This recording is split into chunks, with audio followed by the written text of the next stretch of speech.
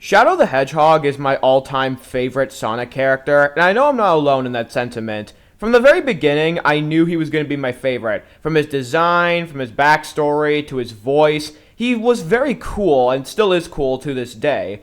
And even though Shadow is not technically a villain, since he redeems himself at the end of every Sonic game and movie, I still think it'd be appropriate to make this video analyzing what made him such a good villain. So, without further ado, this is an in-depth look at the character of Shadow the Hedgehog.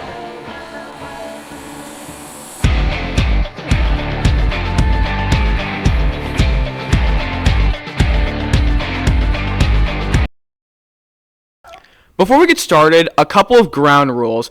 I'm only going to be focusing on movie Shadow for this video, for 3 reasons. 1, for simplicity's sake. 2, because a lot of Shadow's strengths as a character were translated perfectly into this film.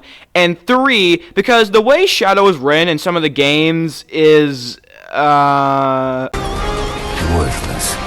Don't show your pathetic face around me ever again.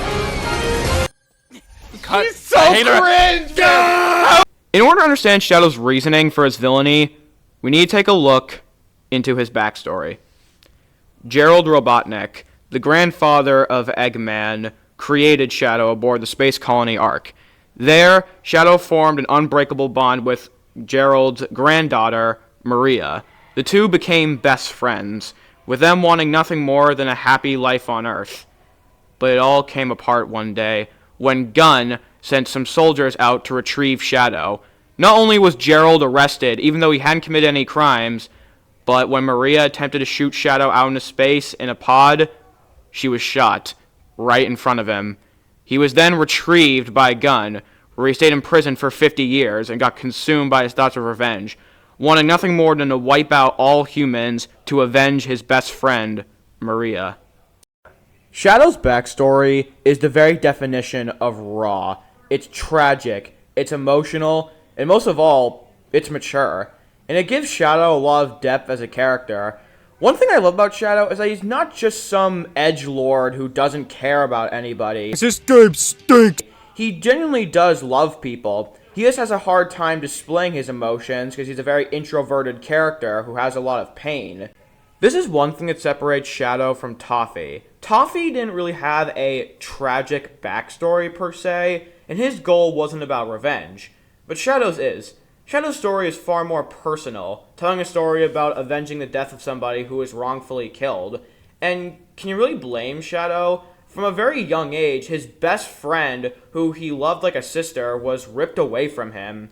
And not to mention, he's also being manipulated by Gerald Robotnik the entire time.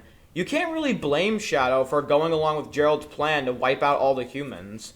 And thus, you sympathize with Shadow.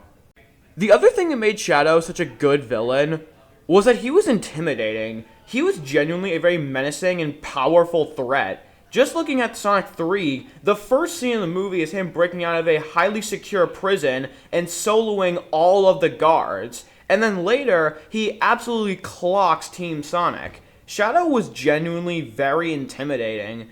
But the best part of Shadow's character is his redemption arc. The scene where Sonic and him are fighting on the moon, and Sonic's about to land the finishing blow, but then stops, Shadow says, What are you doing? You won. Take your revenge.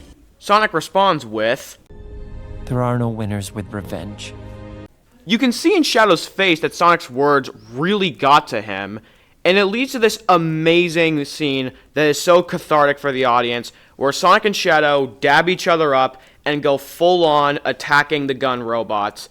It's such an amazing scene, and it was a perfect way to end his character arc. In conclusion, Shadow was not just a phenomenal villain, he was a phenomenal character. He's easily the most interesting part of any Sonic game or movie he's in, and honestly, he will go down in history as one of the best. And he's a much better character. So in conclusion, Shadow is cool. That's about it. See ya.